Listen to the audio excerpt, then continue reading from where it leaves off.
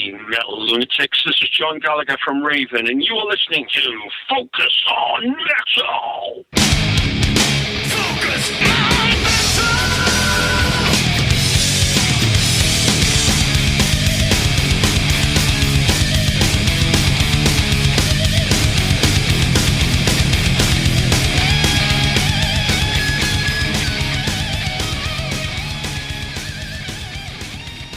Hey, Metalheads, Scott here. And Richie. And we are convening this week to talk about some Maiden. You know, and it's the 40th anniversary of Number of the Beast. Actually, they re-released it as a commemorative on cassette. But even... Did you buy it? I have not bought it, Oh, believe it or not. I'm shocked. I know, I'm shocked too. I still, if they have any left, I still might. But I mean, look at the pile of vinyl in the last couple weeks. So, yeah, so, you know, I just, you know, kind of over the break and during the winter and stuff, I did kind of a lot of just kind of looking at Maiden and watching some old interviews and a whole bunch of other stuff. And so even before the whole, like, 40th anniversary of Number piled up, I just got really fired up on Maiden. And I thought, you know, maybe 2022 is would be the year of Maiden here on Focus on Metal. Kind of like what we did back with what we did with Saxon. You know, we took a couple albums at a time and we went through the discography, and that was, you know, another one of these bands I kind of get fired up on. And Maiden is another one, and actually Saxon kind of dovetails into the early Maiden obsession. It's just kind of a really interesting thing, I think, to maybe go through and just do a little bit more of a dive into that. And you know, just, I guess, you know, you even talking about, you know, the last album we'll talk about this week will be Number, which is kind of like their first big breakthrough here in the States. You know, you did ask about it. It's a relevant question, kind of, you know, what happened in 82? You know, what was the landscape like in 82? So we looked at a few of the albums that were out there. So, you know, you had a few in there. So, yeah, Screamin', which is kind of a leap for Priest, right, from prior. Blackout was a big one for me. I mean, Scorpions. So I graduated high school in 82. So we were playing the crap out of Blackout all the time. And I still play that a lot. Just a great album. But you have that. You've got, you know, Anvil, Metal on Metal. So that was kind of, you know, one there, right? Schenker, Assault Attack. That's a good one for me. Iron Fist by Motorhead.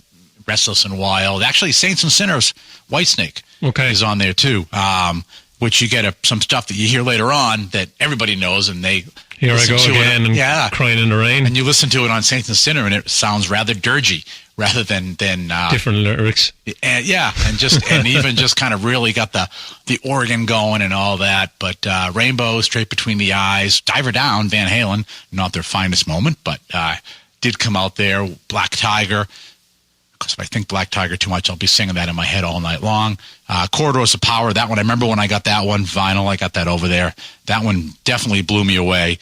That was just a great album from Gary Moore. Was Signals 82, Rush? Or was that 83? I think that was 83. Oh, okay. Yes, it was 83 because I went to the concert in Worcester with Rob Pepin, and that would have been in college. All right. So, yeah. Okay. So, yeah, I mean, you're right. I mean, there's just a lot of good albums that came out in 82. A lot of great albums came out in 82. I mean, just think of Saxon, Eagle Has Landed, 82 as well. Abominadog came out. Mechanics from UFO on there. Screaming Blue Murder. That was another great one from Girls' School. Went out and bought that one. So, and it kind of, you know, 82 was interesting too, because I can remember all through high school, I was really a lot about either kind of core American hard rock like Aerosmith. And then if you were to look at my notebook, it would have been covered with all kinds of new album band logos. And one of them is obviously was Maiden as well. You know, those first ones, 80 and 81, they kind of had this one sound, and then 82 they switched singers, and they kind of have this other thing. So, I mean, I think it's relevant to kind of look at the landscape. I think that was a good suggestion on your part. Just want to cut in here really quick. If you really want to dive into 1982, just to let you know that our friends over at the Decibel Geek podcast actually did a two-parter of 1982 year in review. It's their episodes 277 and 278, and you can get that by heading up to decibelgeek.com, and then in the podcast select year in reviews, and it's like on page 2 or 3. But again, episodes 277, 278 of the pretty damn awesome Decibel Geek podcast, as they delve into 2 entire episodes on just 1982. Well, when you think of all those albums, Yeah. the one thing they nearly all have in common is MTV hadn't ruined them then. They weren't like focusing on the videos more than the music. Right. They still had for the most part, they still had their core sound, a lot of those bands. True. And even with anything that was kind of a promo film done for them, They were terrible. it wasn't the big production. It was like really, stuff that even made you go, "What the hell am I watching?" But you're right. That's a good point. Their MTV was just, at least in this area, we were just getting kind of cable, and MTV was still kind of low volume, and these kind of bands really weren't on there that much. I mean, there was some Scorps in there, and I do remember a couple of videos off of Priest as well. But you got kind of that really dark, grainy crap from like Rainbow would have been on there, wouldn't Rainbow was on there, definitely. with Joel and Turner. Yeah, because they were more in that pop thing. Yeah. But something like Accept, it wasn't what you got when you got to Balls to the Wall. It was kind of this more grainy, like really bizarre when it comes stuff. to Motorhead, forget it. Yeah, definitely. So, interesting year. And so, like I said, too, it was, 82 year I graduated. And so back then, unlike now, it was, one, you couldn't afford all the albums that you wanted to get back then. It wasn't like, again, the giant ass stack I have sitting over there from the last couple of weeks. That would have been months in 82 for me.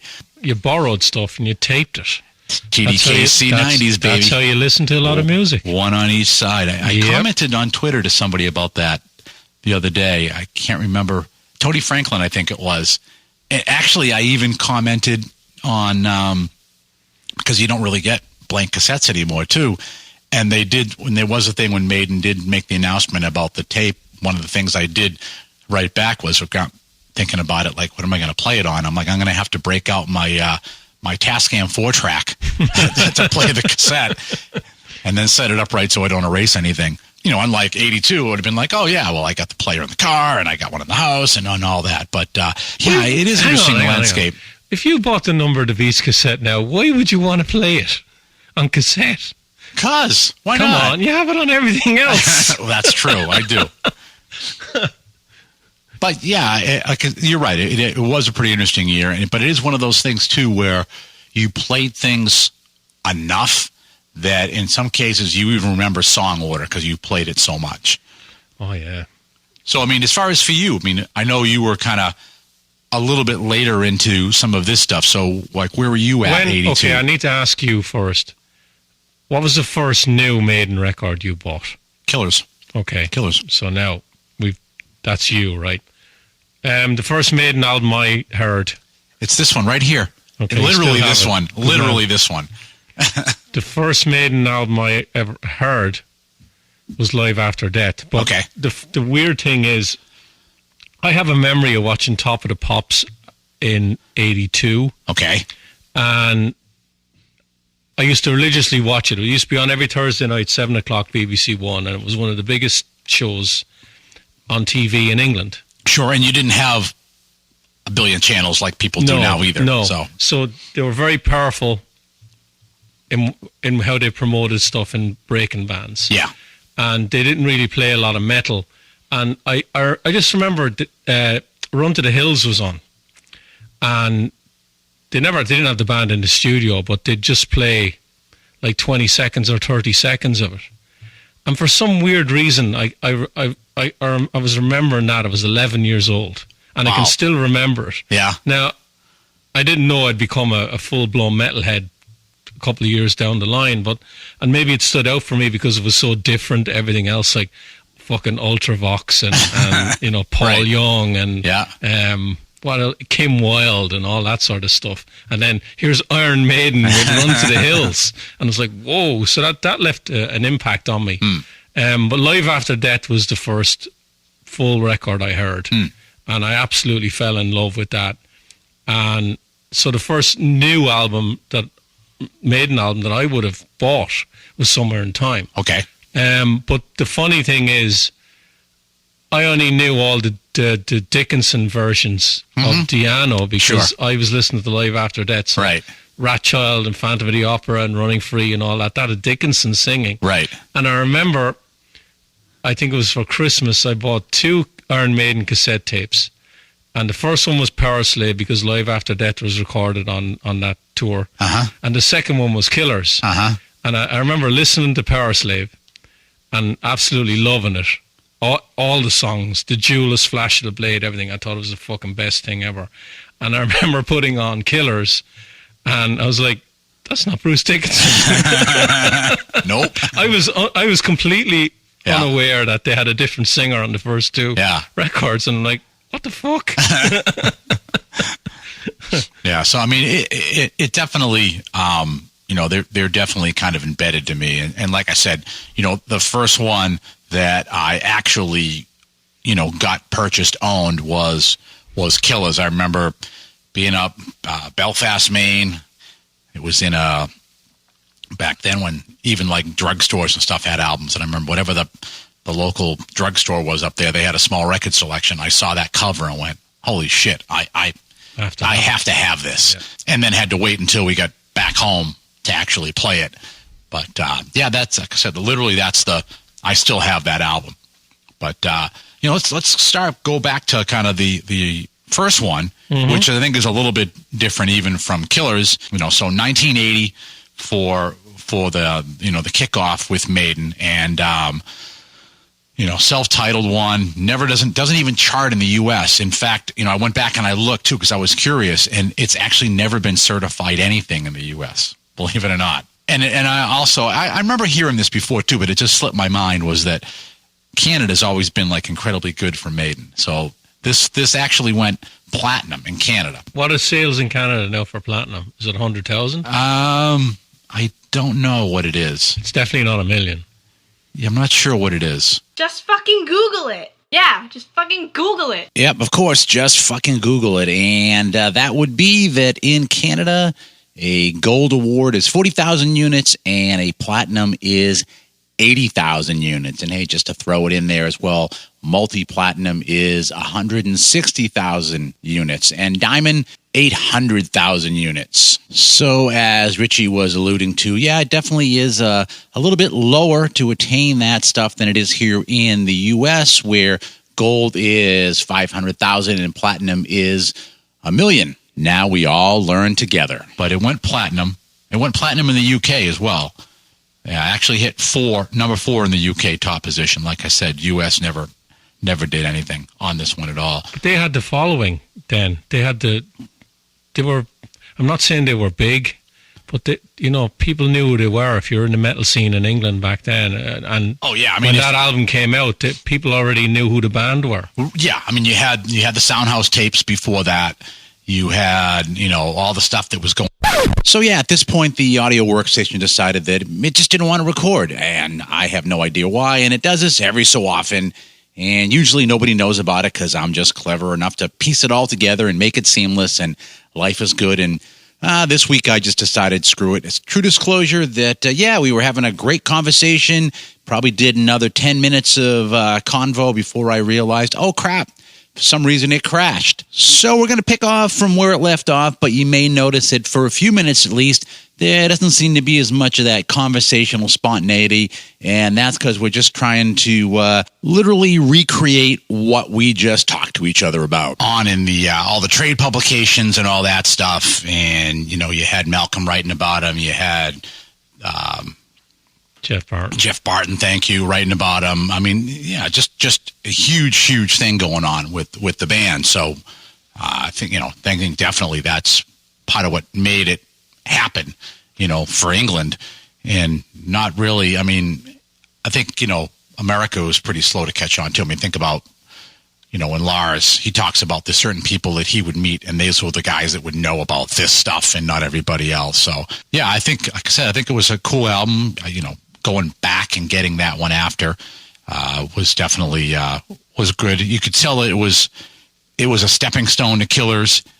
Songs were well constructed because obviously they've been doing them for a long time through a bunch of different people too. If you go back to that early history of the band, it's kind of the revolving Dennis Stratton spot with all kinds of people and different drummers singers, and different singers. Yeah. It was really, really the only consistent is Steve Harris through the whole thing. And then, Dave Murray, but Dave Murray is kind of a ladder member from everybody else, but still, coming together and getting this done.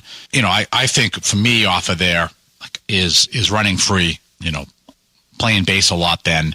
So really to have that song pop and go, wow, this is awesome, bass players forward and all that. Because when you think about a lot of hard rock albums, metal albums at that time too, because of having to play them on a turntable, you couldn't have a lot of bass because the needles would bump around and crop. So they tended to not really do that. So you only had a few bands that really you were like, ooh, and Maiden ended up being one. Rush was another one, obviously.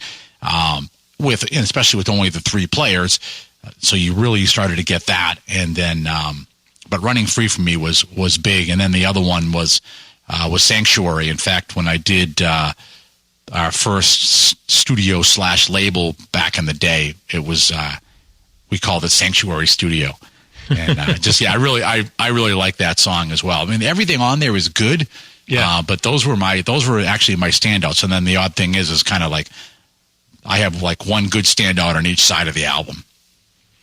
They still play, Iron Maiden, yep. Sanctuary. Yep. They're normally at the very end of the set. Right. They haven't played Phantom of the Opera in a while, or Running Free. Yeah. But I would say that I reckon they've done all these songs with Bruce except Transylvania. Yeah. And what's cool too is that Bruce always does a really good job of singing the earlier stuff too. That, he could come in with the attitude of like, it's below me or I don't, but even though it doesn't have that same initial kind of vocal sound, he does still sing a lot of it true to the melodies so that it keeps it intact. It isn't like, it's a different voice, but it isn't a different entire song. Yeah. Why do you think, now you were into this when it came out, so you're getting into Maiden and Saxon and Scorpions and all these bands. What made them sound different to everyone else? Or did they just have better songs and they sounded like everyone else? So, part of it is, I think the same thing, and not knowing kind of what was even going on in England at the time, was that these songs sounded doable. So to play yourself. Yeah. So there wasn't a lot of studio stuff going on with it. It wasn't the kind of 3 minutes and a safety pin of a punk song, which was kind of like, that was kind of like, but these had something else to it. And it had that thing that allowed you to easily connect with it. And it got you fired up every time you listened to it too. So it wasn't kind of like, this is like kind of the same corporate thing or running through the paces or anything like that. You could hear the excitement and kind of the genuine nature of the songs. And that's kind of it. That's what hooked me into it, was that. It was even the whole thing of some of the Aerosmith stuff is that it's almost like at any second the whole thing could just fall apart, and yet they're just really good songs. Yeah. So it's that whole thing, and that's what kind of attracted me to it. What do you think of the sound of that record? Because Steve Harris has said he doesn't like the sound of it. It's definitely not as good as it can be. Absolutely. It's not as good as what came after. True. Yeah, absolutely. Definitely. Yeah, it was. And I was even, like they tweaked it a little for this, but I don't even think any more of these are available. This is the anniversary picture disc. Yeah. They even cleaned the back photo up more. Now, look how many songs is on that. Yeah, 8. Yeah, and you've got 9 no on Sanctuary. No Sanctuary. Yep. That's the one I had when I was... So the UK version. UK version didn't have Sanctuary on it. I didn't notice that till just now. But yeah. But yeah, I said I like that. But, when I look at the first 3 that we're doing right now, the next one definitely is the one that probably means the most to me. In the whole catalog? Well, not in the whole catalog, but at least in these 3, definitely. And again, another springtime deal. I think it's either that or February, March, but 81 for Killers. And you can kind of see the Derek Riggs thing now where he's developing on the cover. There's a lot of little stories going on in there. And like when you talk about your first one being Somewhere in Time, it's like, oh, well, or your second after Live After Death. Even Live After Death has a lot of things going, but if you weren't really into Maiden yet, you don't identify everything that you see on the cover. But then I could imagine you picking up Somewhere in Time and going, ooh, what's like all these little things. Oh, yeah. That Power picture Slave. is packed. Power Slave as well. Power Slave is another one, yeah. Magnifying glass. But it's, but this one here, I think, you start getting the cover. Unlike the first one where the back you have this live shot where you're like, what? I can't even tell what's going on. You got this nice big, like, oh, wow, kind of like that feeling of opening up Kiss Alive 2 and that big gatefold and seeing that. And that's kind of the impact of this back cover, too, is like, oh, crap, there they are. And you can really see them. And again, they weren't really getting much music trade press or anything like this in 81 either.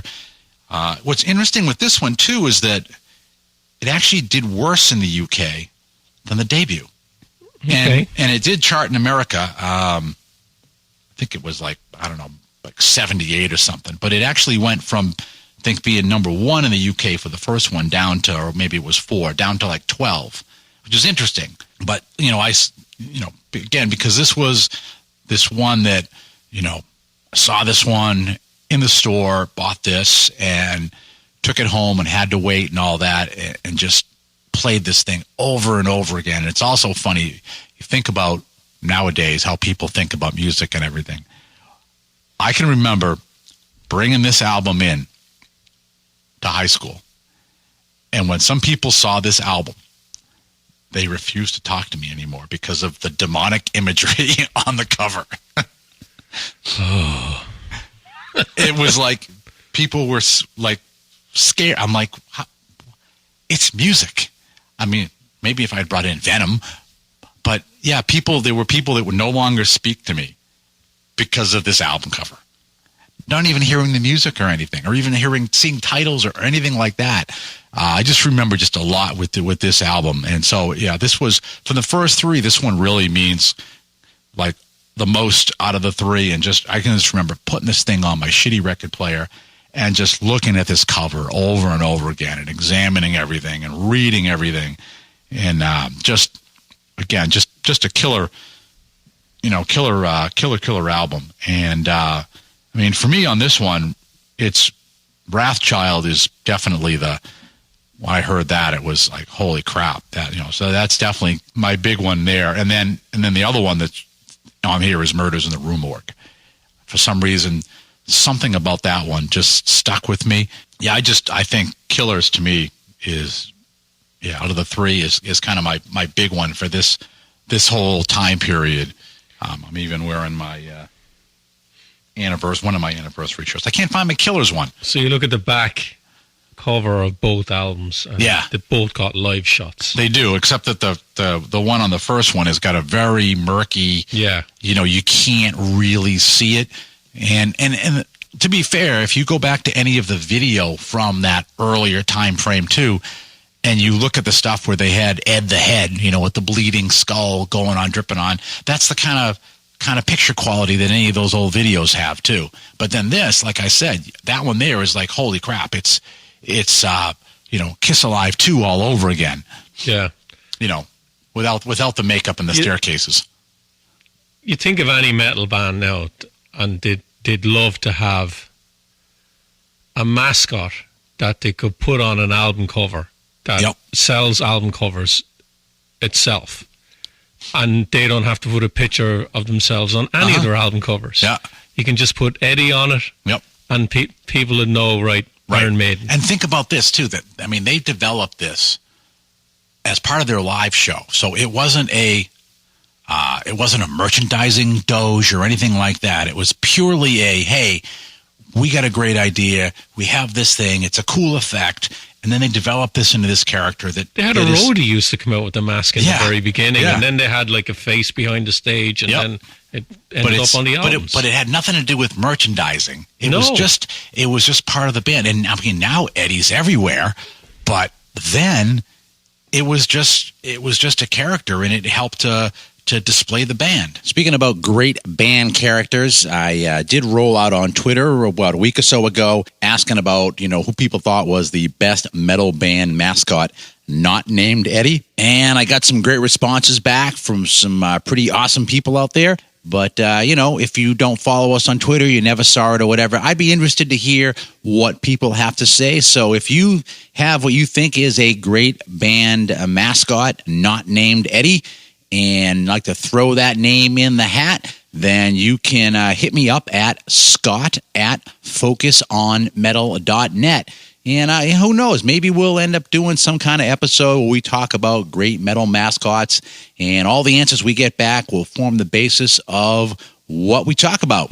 As opposed to, Kiss or another band where everything has to do with, okay, how do we do a follow-on with it? But, I mean, they've done very well with that, and I think it was a really smart thing to recognize the value on the first one and then carry it over and then just continue to carry it over and then just really develop it.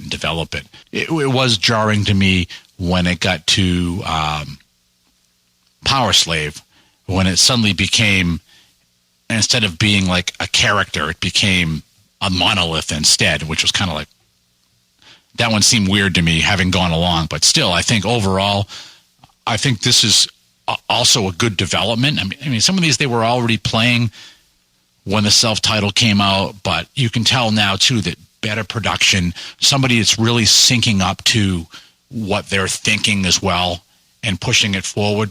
I think that album is just fantastic. Well, there's two things on this record that I thought were a big upgrade. Martin Birch is one. Yep, absolutely. And Adrian Smith was another one. Yep. I know Dennis Stratton, I think he was on the road somewhere on tour, and he had a row with Steve and Rod over something, and he was gone. Yeah. They got Adrian in. And he became a massive part of their songwriting as well. That's what I was going to say, is that he's just an incredible contributor to the songwriting. He writes the commercial stuff. Yes. Is what I say about Adrian. Yeah, which is interesting because, coming from, he had the other band that he really expected when they had asked him before to join. He was kind of like, no, I'm going to stay with these guys. He was an urchin. Yeah. And he never did the same kind of commercial impact with that, yet was able to plug into it for Maiden, which is kind of interesting. Yeah, definitely. But the only track, as I said earlier on, the first album I had was Live After Death. Yeah. There's only one song on Live After Death on this is Ratchild. Really? That's it? Yeah. Huh. There's nothing else on it. And you just said that it didn't do as well as the first album. And the first album on Live After Death's got Running Free, Phantom of the Opera, and Iron Maiden. It's got 3 songs. This has only got 1 on it. I'd never thought about it from that perspective. That's interesting, though. Yeah. It's a great album. There's some fantastic songs on it. I think it sounds better than the debut. But some people say that Maiden's debut album is the best thing they ever did. And that's fine. That's if they want to think that. But yeah, I think there's a certain rawness definitely to that that I think people do like, and it is kind of that time and that period and that scene and all that. I think that's true. And I think that if that debut hadn't done as well as it had done in England and some of the other countries as well, they would have never been able to get the horsepower to do what they needed to do in Killers. But I think also, once you get to Killers and you start to get this group around you that's thinking about the same way you do, I think that some of the songwriting changes and you start to see a little bit more of the prog influence coming in from Steve as well. And of course, now it's very prevalent. But back then, if you start to listen, you can be like, oh, yeah, I can hear this, I can hear that. But, there is kind of sonically a change, in that, I think, that definitely precipitates the kind of the big change that hits us in 1982, which With is Paul leaving, of course, Bruce joining. Number of the Beast. Yep.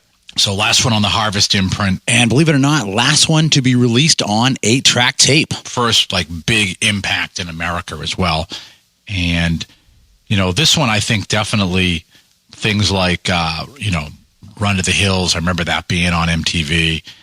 And so that was definitely a big one. And, what else was in there? Number of the Beast was in there. I can't think if, I don't know if they were doing Hallowed Be Thy Name then.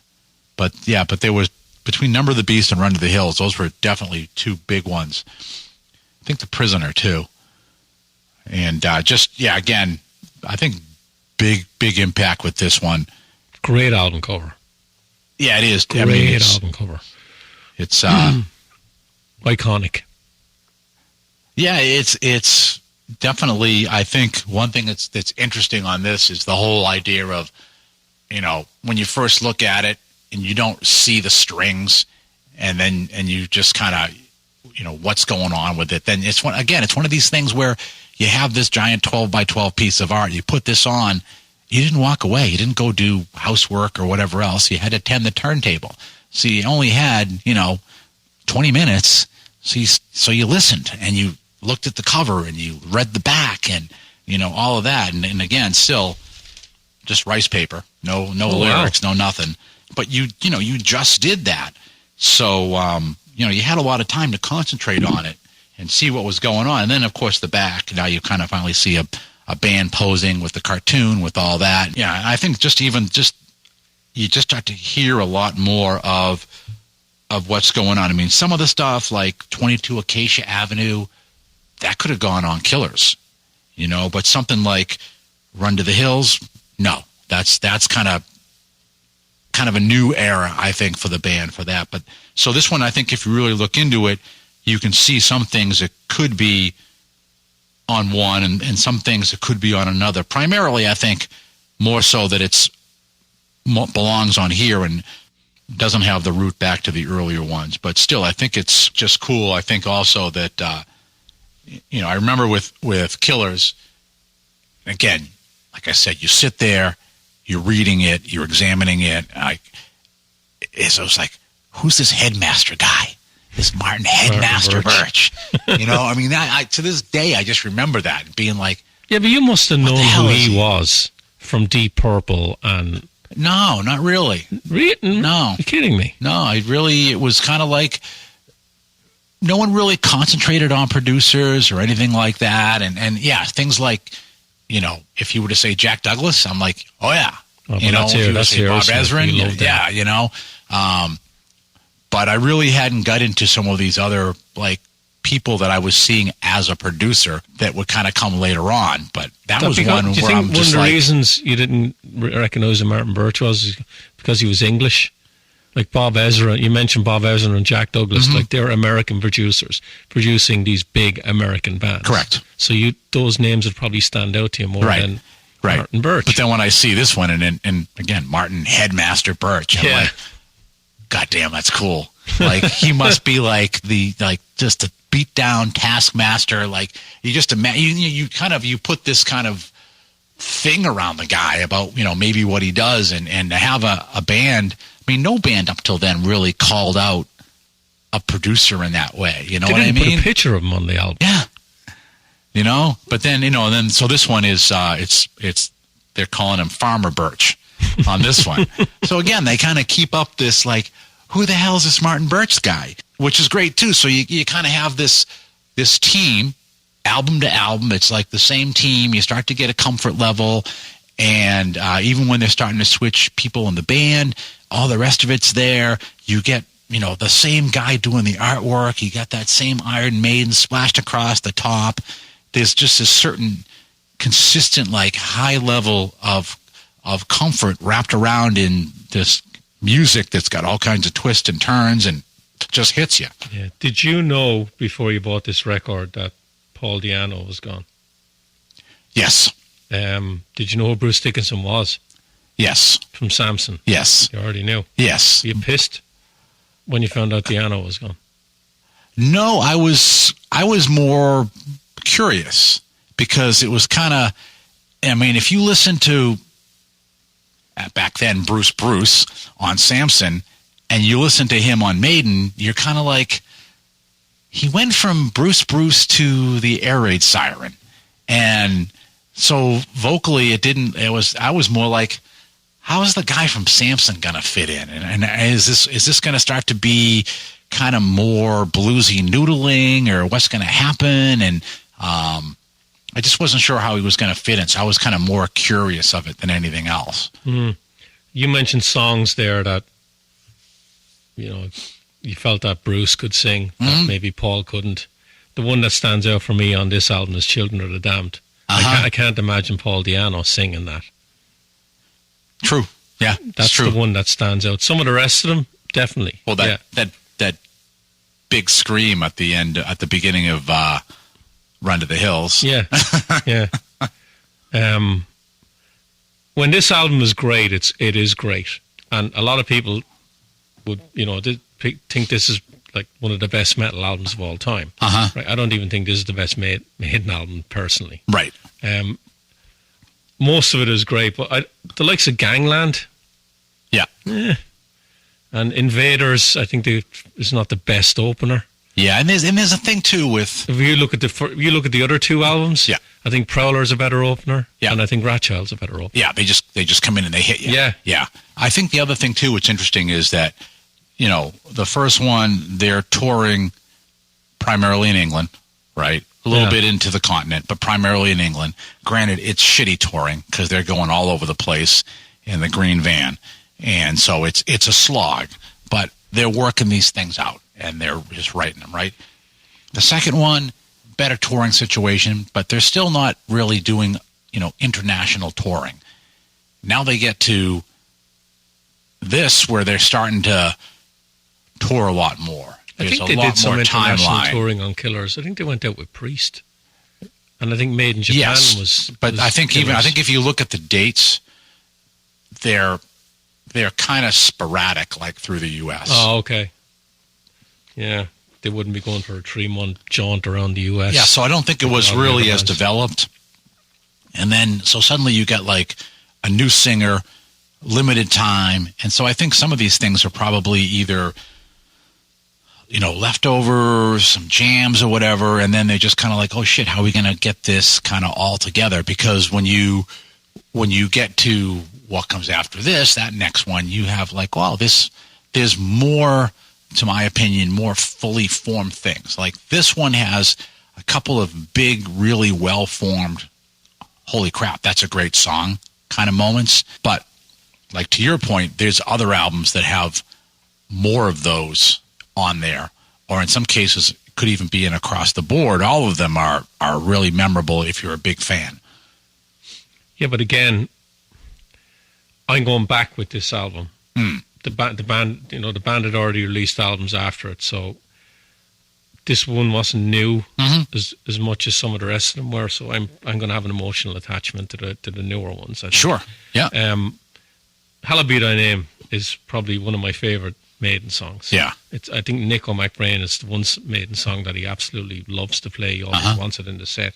The Prisoner is a fantastic song. Yeah. I think what's interesting too, so you start talking about some of those too, is that one thing that does link this album to the other ones as well is that the themes are the same. They're like you really aren't getting into like any kind of war themes or it's still like gritty, either like horror or street life or things like that is still what's prevalent in there, with like Run to the Hills kind of being the only difference. Yeah. The other ones are like, I think they're still pretty much, there's a link thematically back to the first two. I think a lot of that is Steve Harris as well. He's the leader of the band. Yeah, I think so. He's looking for an improvement, but with a consistency as well. Like they want to get consistently better with each other. Right. Well, I think too. He's got one thing. He's got a group of people, and you write what you know, right? So now he's got a new guy, and they're getting to know each other. And I think it's only after that where he realizes, like, wow, Bruce is a friggin' history nut. Like, we could, and Steve's always kind of had that bent too. So, okay, now we can kind of maybe go with some other stuff where you can be really clever about your lyrics because you're, both, history guys. Yeah. I mean, one other interesting thing with this one, probably you notice in the center, is that this is, so Killers has got like a straight EMI imprint on it. And then this one has, everything on one side, and then the other side has Eddie as the center imprint. So you can tell even like budgetarily, they're getting allowed to do a little bit more on the packaging, even though this is still, like I said, this is the last one that comes out on the Harvest label. The other thing you notice when you're looking at the writing credits on this, it's dominated by Steve Harris. Adrian Smith is a co-write on The Prisoner and 22 Acacia Avenue. Dickinson has no writing credits at all. Right. But that soon changed for the next album and moving forward. Nothing from Dave Murray. And even Clive Burr's got a writing credit, but it's Steve Harris was the dominating songwriter back then. Yeah, absolutely. By a long shot. Yeah. Like, he had his hooks in everything to do with that band. And he still does. Still does. Yeah, he does. He still does. You ask any of the other Maiden guys now, Steve's band. Yeah. Yeah. Which is, is amazing that, he still has that kind of control over the entire band when almost everybody's been there for so long. When's the first time you saw him live? Was it The Number of the Beast? I don't remember what the first one was. Yeah, I don't honestly remember which one it was. Okay, all right. I'm just curious. I put up a post, every so often I put up a post of Maiden, and I was there, and I'm like, you bastard. So anything about the World Slavery Tour, I have all these people posting ticket stubs. They were at the Long Beach arena shows, and they showed their ticket stub, and I'm like, you fucking bastard. I'll tell you, I think you predicted this too. Because usually you know me pretty well. I did the other day. I'm like, I know I've seen the tour already. I wonder if there's still any tickets left at the DCU Center. So the other day I was like, oh, there's some seats here and some seats there, but I'm looking and they're all, anything that's worth doing, they're all certified resale. And it's like, I am not paying that price. Not a fuck. Some of them are pretty decent seats, but and the thing is, when you go on, you can tell what the rate was for the seat, and then you look at what they're charging, and it's kind of like, no way. I'm not going to do it, which is, it's unfortunate. But yeah, I did. I was like, I could do it. If I'm in Ashland, it's a short hop. I could pop over to the DCU Center. Yeah. And it was like, I can't. I'm not paying those prices. Just not going to do it. So your favorite out of the first three is Killers? Killers, yeah. Mine is Number of the Beast. And the other two are far from shit. There's some fantastic stuff on them, but it's The Number of the Beast for me. I'm a Dickinson guy. Yeah. I like the first two a lot. But yeah, and I think if I had come in at it the way that you did, then it'd probably be highly likely that I would be like, oh yeah, I like this. I like the sound, and I like the vocals, and the just kind of the overall power of it and everything. But Killers just has this whole other aspect to it that pulls me into it. The other thing we didn't talk about The Number of the Beast was the song was a Total Eclipse. That was a B-side, a studio track that I think the band have said over the years that should have been on the record instead of Gangland. I would agree with the band. Yeah. I know the reissues that they've brought out, they've added that track to it, and that's a really good song as well. Yeah, this is vintage, so well, that's the original, yeah. Yeah, and I don't know if I'll go and spend the money to get 180 gram versions of them or not, but yeah, this was kind of my early collection crap of them, you know. It's good you still have them. Yeah, well, I mean, I've always loved my vinyl, so you know, it was always kind of, that was like my prized possession was, you know, all the vinyl. Did you buy, or were they even available over here, the 12-inch singles from any of those albums? They Made in Japan even? Did you get that when it came out? So Made in Japan, yes. The 12-inch singles, you would have to search for them. So I don't have any of the, I don't think I do. I don't think I have any of the vintage like 12s or the 7s. I know they're reissued. I have the reissues. Yeah. Which I have some gaps in that too, but they're very hard to find. Or people are charging ridiculous asking prices for them. Some of them too I got just because I absolutely love the artwork on them. So, yeah, Derek Riggs did a fantastic job even on that stuff. He did. It was, yeah. Some of that stuff could have made album covers. Yeah. Like, that's fucking better than the album cover. Yeah, exactly. So some of them, I went just because I really love that artwork on there. But you could, if you got it right and you went up to, there was up in Nashua.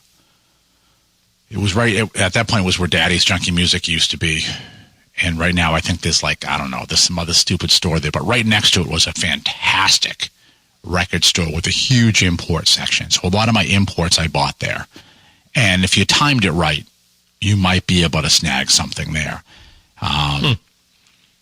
Otherwise, like Newbury Comics, but you had to go into Boston. It was when they were only on Newbury Street. Because even by the time they get out to the one in Framingham that isn't even there anymore, it was a huge one. You really couldn't find them there. Mail order? No, I didn't really do mail order. And then occasionally in Chelmsford at Strawberries, if you timed it right too, I would always walk in there and go right to the import bin, which was like you walked in the door, bang the right. And that's where I got like that first Dokken album, Breaking the Change, as an import. Some of the Saxon ones that I first got, they just happened to, they had like one copy. And so I would snag them. But there wasn't a lot there. When you got to, 83, 84, then that's when the original records was here in Lowell, not where it is now, but it was in a different spot. And they might have some of that stuff. If you just had to hit it on the day, and you might have it. But I think it's because we're just far enough out of Boston that you didn't really have the same selection as you might kind have. Of potluck, really. You walked in somewhere. Fuck. Yeah. Mine. Yeah. When did the magazine start covering them? I know the Number of the Beast, it would have started to get covered in Hit Parade. Pretty much Number of the Beast. So first album, nothing. Second album, nothing. Yeah, pretty much. Yeah, nothing. Okay. Yeah. Okay. You might get it with one of the more local kind of a music tabloid kind of thing, like a freebie that's at the record store type of thing. It might have been in there, but really you weren't getting mainstream. So, so when they started getting coverage for Number, it was kind of like, oh shit, like that's my band. Like, what the hell? Like now everybody's into them, And I hate them now. Yeah. My sister likes them, so I hate them. Yeah, but yeah, it was, like I said, I think this was the first three, it was pretty good Genesis, and kind of, a good progression in 3 years of what they actually got up to, 3 years, one new guitar player and a new singer. Yeah. Yeah. That's pretty good going. And touring. Yeah, and touring. Yeah. That'll make or break a band. So yeah, it's like I said, I think it was cool, and obviously this was another one of these bands where it was like they're going to put out vinyl, I'm buying it. It was one of those bands that locked into that. Mm-hmm. So, anyways, that's kind of we'll call that a wrap. It's our first year of Maiden show. We're looking at the first 3 albums, and great to have you down in the studio, and no snow. We won't spend 2 or 3 Unlike years. earlier in the week. We will not spend 2 or 3 years finishing this. Nope, like the we Saxon won't. discography. We won't. But I think it's a good start. And next time we'll do another 2 or 3, and I think those are going to definitely. They've got. I think they're definitely more even in more in your wheelhouse too. Yeah. You probably have a lot more familiarity and a lot more ties to those next 3 as well. Definitely. And obviously, their track record on those is really increasing as well, partly because of coverage, because of videos. When you start talking about like Power Slave, Arenas. you mentioned it, World Slavery Tour. I mean, they started to really make these epic tours that people remembered. It was more than just long tours, Eddie and stuff, and but even the stage sets and stuff people remember. And so what other band is going back and bringing out a stage set because people want to see it again, right? I mean, I would imagine I could see Kiss doing that. Of course, now it'd probably be with 4 people, not them, in makeup. And they're bringing out we're going to bring out the tank set this time, but I think there's a lot more that wraps around that, and definitely a lot more coverage in magazines and television and all that stuff as well. And they just become this massive band. And also at that point too, we talked about it, I guess, and good point. Thank you for bringing it up again. You start talking about 82, you look at that as kind of almost, in a way, a launch pad year. Suck year that we lose Randy Rhoads, but on the other hand, it launched a whole bunch of stuff that year. So when you start to get into those years, the number of bands, the signings, the fact that now you had the music industry and the big people in the music industry paying attention to metal bands, you start to see that too. Definitely. And Maiden was really uniquely positioned because they didn't have the issue of worrying about managers and stuff. They had Rod Stallwood, right, who stayed with them, and they could count on it. And it was kind of really with that, it was just Maiden too. And most bands didn't have that. The only other band I can think of that had that same sort of situation was Rush with Ray Daniels. Yes. He was there right from the beginning and went all the way through. Yep. And Rod Smallwood is the same. And right. Another thing, when you look at Maiden, they've had a lot of the same road crew. Like they're incredibly loyal. Yep. Once you're in with the band, and you do a good job. Yep, and you start to even see that starting with the second album. Yeah. They start writing the road crew on the album too. Yeah. So it's true. And Ray Daniels, that's another great one that, carried through.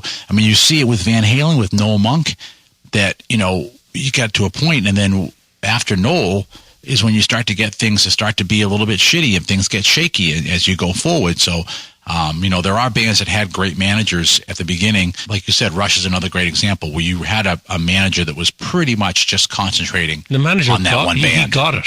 Yeah. Because he recognized something in the band and he stayed with the band. Right. I mean, it was that. I mean, they had Rod, and then at the same time they had Rod's silent partner, who again, the same thing, was right in lockstep. So they really had the kind of the behind the scenes guy, the front of the scenes guy. So the whole organization centered around them, and to have a band that's got that back team, road crew included, that undyingly support you as well. I mean, that's amazing. And Derek Riggs. Yeah. You can't underestimate the impact Derek Riggs had on that band. Yeah, definitely. I mean, weird little guy, but definitely fantastic the artwork he's iconic when it comes to album covers. I mean, just having Ethan up there when he did his last album, and he was so psyched that he got Derek Riggs to do his artwork, was like, oh, I can't believe it. He was all excited about it. So yeah, it's very cool. Yeah. Guy is iconic. Yeah, because his paintings on album covers sold albums. You mightn't have a clue what the songs are. You looked at that and you're a young kid and you're going, that has to be fucking great. Yep. Yeah, that's what Killers was for me. Exactly. Yeah, I mean, that is my perfect example of I bought it because of the cover. Exactly. I want to put that fucking poster on the wall. I want to wear that T-shirt. I want people to look at me with this T-shirt on. Yep. Because I think I look fucking cool. I'm not a Satanist. Despite what my shirt has on. Yep. All right. Like I said, I think this is a good start. Kind of tie it in. Like I said, over the winter during break, I got psyched up on Maiden again, and just thought, you know what, this is kind of a good one we can do, multi-episode, project episode. I know you got some other stuff going as well, but anyways, for this week, That's it. There ain't no more. Stick a needle in it. This puppy is done. So for myself and me, have yourselves a great metal week. And until we talk to you again, as always, remember, Focus on metal. Everything else is insignificant.